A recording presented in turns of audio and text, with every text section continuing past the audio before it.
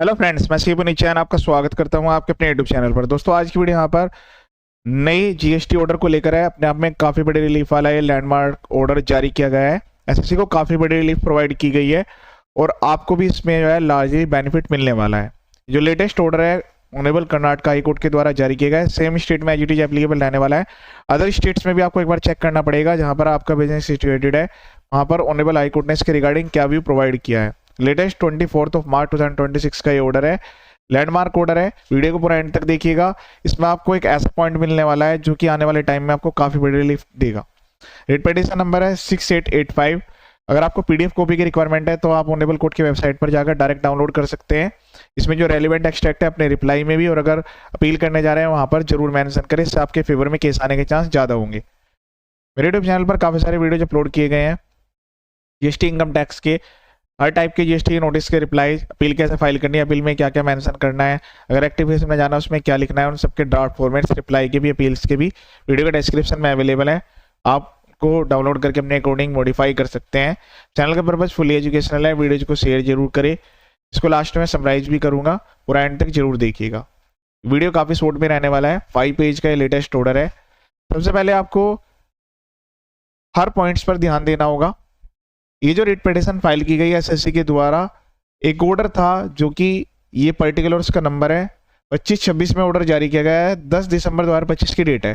तो मैं आपको क्लियर कर देता हूं कि ये जो ऑर्डर है ये 17-18 या फिर 18-19 का नहीं होगा, ठीक है, और 19-20 का भी नहीं होगा क्योंकि उसके लिए भी डेट जो है ऑलरेडी पास हो चुकी है। अब ये जो ऑर्डर है ये उससे ऑनवर्ड ईयर के रिगार्डिंग हो सकता है। यहाँ क्लियरली मेंशन नहीं किया गया है। ये तो ओरिजिनल ऑर्डर का नंबर है 2526 का, मतलब ये नहीं कि 2526 के रिगार्डिंग ऑर्डर है, लेकिन किसी फर्दर ईयर्स के रिगार्डिंग ये ऑर्डर जो है वो जारी हुआ है। इसमें ये भी नहीं मेंशन किया गया है कि भाई ये पर्टिकुलर किस साल के लिए ये जारी किया गया है। एसएससी ने इसको चैलेंज किया है। चैलेंज का बेस समझिएगा कि जो ऑर्डर था वो 10 दिसंबर 2025 को जारी किया गया है एज एन एनेक्जर ए, और जो डिमांड है वो एनेक्जर बी में जारी की गई है। In terms of the sad order, इस ऑर्डर में क्या क्या डिफेक्ट्स हैं, तो अगर आपके इस टाइप के कोई भी डिफेक्ट्स हैं तो आपको भी काफी बड़ा रिलीफ मिल चुका है। यहाँ पर there has been education and the authority after having notice certain discrepancies regarding to the excess availment of input tax credit ITC availed on invoice of the non existing supplier। एक तो input tax credit ज्यादा claim कर लिया, दूसरा आपने non existing supplier से input ले लिया, तीसरा आपने जो है रिवर्स चार्ज मैकेनिज्म पे जीएसटी जमा नहीं करा, उसके बाद आपने जो है इनपुट टैक्स क्रेडिट भी एक्सेस क्लेम कर लिया जो आरसीएम की एंट्रीज थी, कुछ अदर एक्सपेक्ट्स भी थे।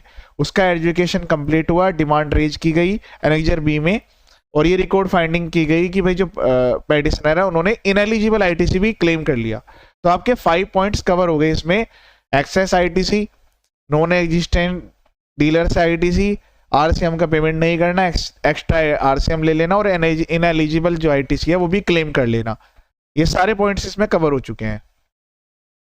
जो पेटिशनर की तरफ से लैंड काउंसिल है उन्होंने कहा कि भाई इनका जो मिसमैच है वो जीएसटीआर 3B को लेकर है 2A से, और जो असेसिंग अथॉरिटी है उन्होंने सर्कुलर फॉलो नहीं किया।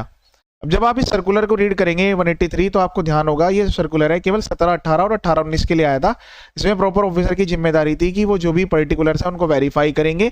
वेरीफाई करने के बाद सारी चीजें मैच की जाएगी, और इसमें प्रोफेशनल सर्टिफिकेट की भी रिक्वायरमेंट थी। 5 लाख से अगर ज्यादा की वैल्यू है तो एक्चुअल बेसिस ये देखा जाएगा कि भाई जो क्लेम है और जो यूटिलाइजेशन है वो करेक्ट है या नहीं है।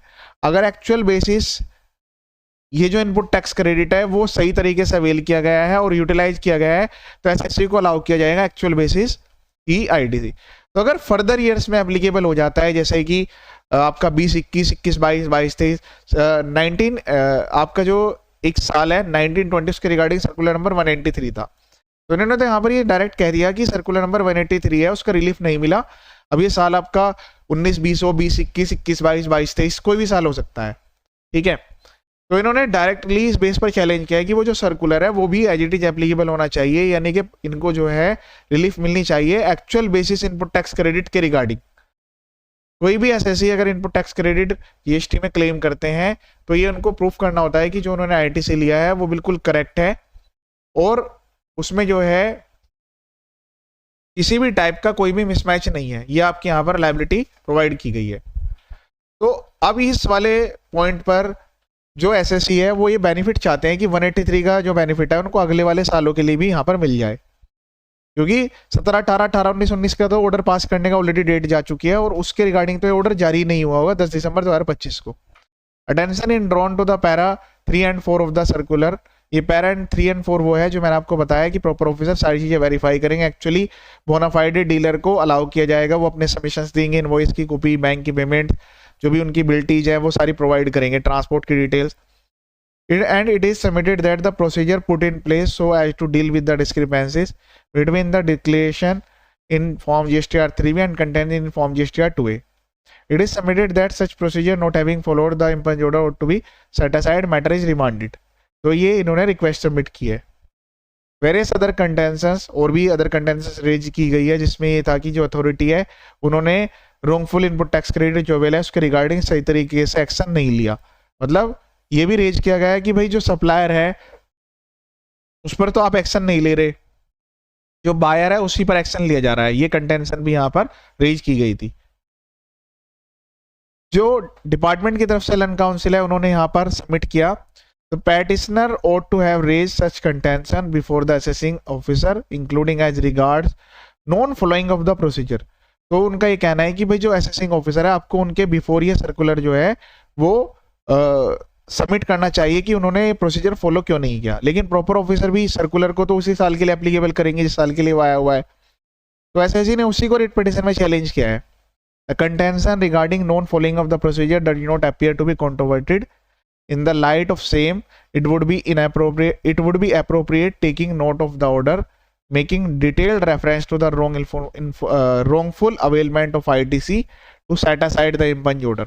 ऑनरेबल कोर्ट ने जो ऑर्डर था उसको सेट असाइड करने वाला जो पॉइंट था उसको एक्सेप्ट कर लिया, केस को रेमिट बैक करने, केस को कंसीडर किया है, रिकंसीडर की वो जो है रेमिट बैक किया जाए for reconsideration while observing that mismatch between ITC availed in form GSTR 3B and compared to GSTR 2A is to be permitted to reconcile in terms of procedure in circular number 183 जो कि 2022 में आया था 27 दिसंबर 2022 में। तो honourable court ने ये direction provide कर दिया direct. All other contentions are raised by the petitioner herein could also be raised once again before the assessing officer. तो उन्होंने कहा है कि भाई जो आपकी कंटेंशंस है वो सारी की सारी आप प्रॉपर ऑफिसर के बिफोर रेज करेंगे। As the order in annexure A को सेट असाइड किया गया है, उसको ध्यान में रखते हुए जो डिमांड ऑर्डर था उसको भी सेट असाइड कर दिया गया है। जितनी कंटेंशंस थी वो लेफ्ट सारी की सारी ओपन रखी गई है पेटिशनर के बिहाफ पे। पेटिशनर को डेट दे दी गई है, petitioner is to appear before respondent department के बिफोर बिना किसी फर्दर नोटिस के 21 अप्रैल 2026 को प्रेजेंट होंगे। मैटर जो है वो प्रोसीड किया जाएगा reconsideration from the stage of reply, जहां से स्टार्ट हुआ था, जहां पर इनको फर्स्ट रिप्लाई सबमिट करना था उसी स्टेज से इसको जो है री इनिशिएट कर दिया गया है फिर से। उसके अलावा ये कहा गया कि इस रिट पिटीशन को अलाउ किया जाएगा सेम उसी बेस पर, मतलब जो भी रिट पिटीशन है इस कंडीशंस के साथ उनको अलाउ किया गया है। तो ये अपने आप में काफी बड़ी रिलीफ वाला लैंडमार्क ऑर्डर है। अगर आपको भी 3B2B मिसमैच, आईटीसी में सप्लाई डिफॉल्ट इस टाइप का कोई भी नोटिस आया है और आपको एक्चुअल में आईटीसी अलाउ नहीं किया जा रहा है, कहा जा रहा है सप्लायर डिफॉल्ट कर रहा है, तो आपको भी इस वाले सर्कुलर का बेनिफिट मिल जाएगा। सर्कुलर नंबर नोट कर लीजिए, इसके रिगार्डिंग ऑलरेडी डिटेल वीडियो मैंने अपलोड करा हुआ है अपने यूट्यूब चैनल पर। आप इस सर्कुलर में जो रेफरेंस दिया गया है उसको फॉलो करते हुए प्रॉपर ऑफिसर को सारी डिटेल सबमिट करें। ये सारी चीजें आप अगर सबमिट कर देते हैं तो आपके फेवर में केस आने के चांस काफी ज्यादा हो जाएंगे। ये था लेटेस्ट ऑर्डर, बाकी अदर वीडियो भी आप एक बार देख लीजिएगा। ये वीडियो देखने के लिए थैंक यू सो मच।